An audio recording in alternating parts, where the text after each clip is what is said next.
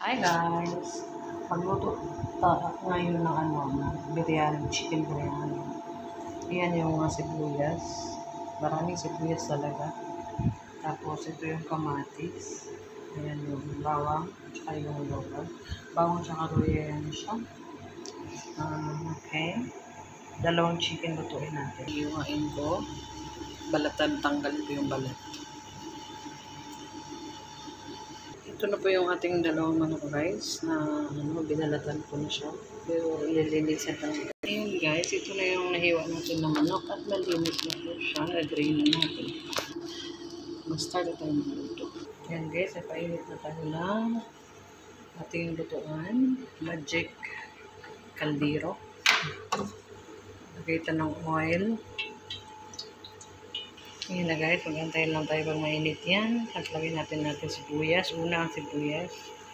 Tapos pag mag-translucent na siya, idagdag natin yung ating luya at bawang na ginawang paste. Lagyan natin sibuyas.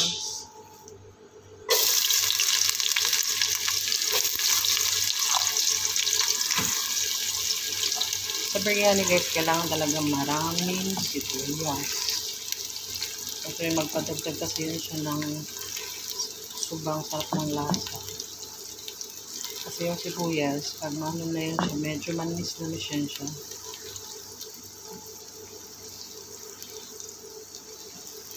Ayan. So now, i-mix natin siya. Ayan, medyo nag-transform yung color ng ating onion. Nag-translucent na siya, diba? Antayin pa natin siyang mag-brown. Bago natin ilagay ang ating bawang na mix ng ginger.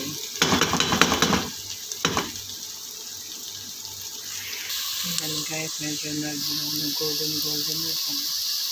Kunti pa. Antayin pa natin siyang mag-brown pa naman.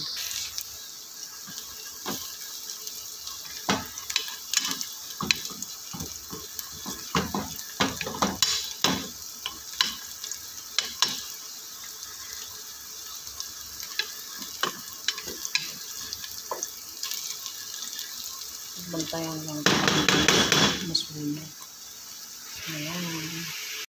Ayan guys. Golden na siya. Pwede natin ilagay ang ating 2 kutsara garlic tsaka ginger paste.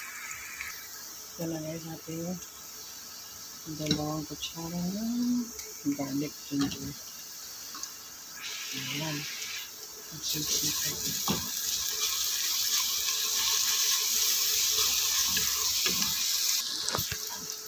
After ma-mix na natin, lagyan na natin yung manok. Hangamin na yung bawang. Lagyan natin yung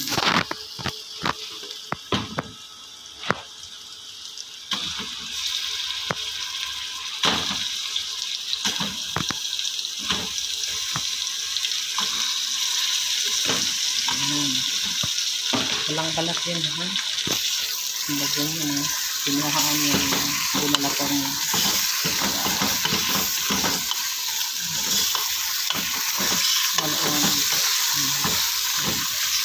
Ito natin mix. Yan, mix na tayo. Huwag nalagyan ng tubig. Halot-halot lang yun na tubig. Tapos mga 2 to 3 minutes. Balik ta rin na naman. Takpan muna natin 2 to 3 minutes. Sir, 2 to 3 minutes, tanggalin na natin ang takip. Halo ulit. Masunod ang manok sa kayo natin. Sibuyas. Tapos, hindi guys, nabulaan na yung puti-puti na manok natin. Pwede natin ilagay sunod yung ating kamatis. Ngayon po ito kamatis.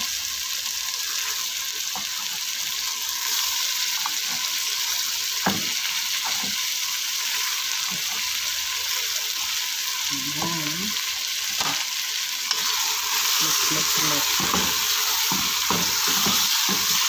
Hanggang maano yung kamatis. Parang maglambot ng kamatis. Walang tubig yan. Huwag yung dagdagan ng tubig kahit ano. 2 to 3 minutes. Okay. Lalabas kasi yung tubig ng kamatis tsaka sa manok. Mag-mix na yan. 2 to 3 minutes. Ayan. Haluin natin lahat.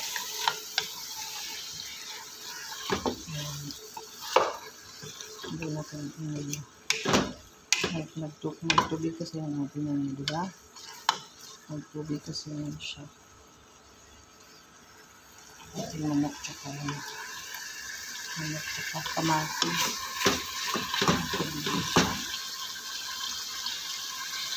Lagyan na natin ng ating biryani spices. Biryani spices. Dalawang kutsara black pepper.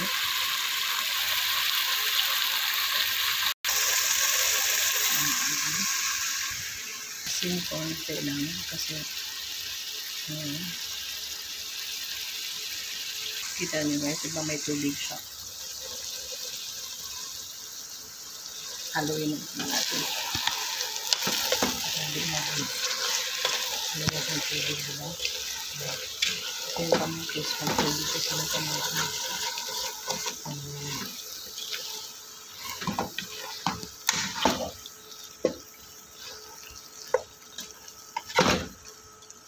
Black pepper, tapos lagyan natin yan ng paprika pa.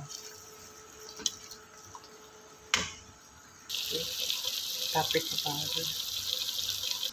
Ayan na guys, tapos lagyan na natin siya ng kalahating baso ng tubig. Ayan, kalahati lang talaga. Then guys, takpan muna natin siya para maluto yung ating minyak. Hinaan natin. Mahina lang ang pinapoy.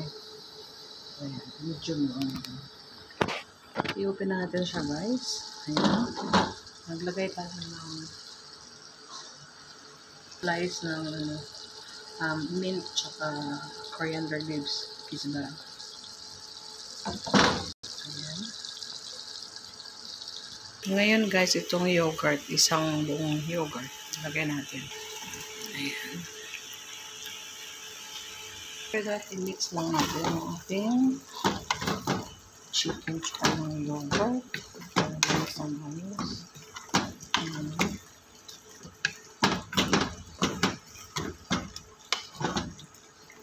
Tapos hayaan natin siyang kumulo ulit. Hanggang mag-drain yung pinakasabaw niya.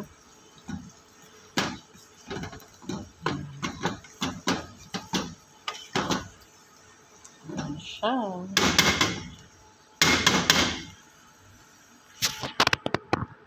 Ayan na po. At check natin. Bango na pa. Bango na natin chicken biryani.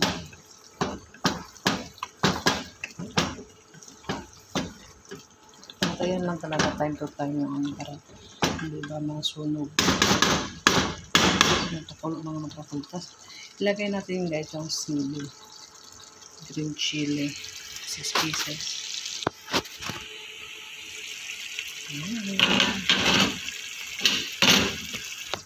Almost done na po ang ating chicken guys. Ito na po ang ating chicken. Tsaka sakto na din yung timpla niya. Isit aside muna natin to kasi gagawa tayo ng rice. Sa ating biryani rice. Ayan, pakulo tayo ng tubig. May oil, nilagay ko ng oil. Tapos cinnamon stick.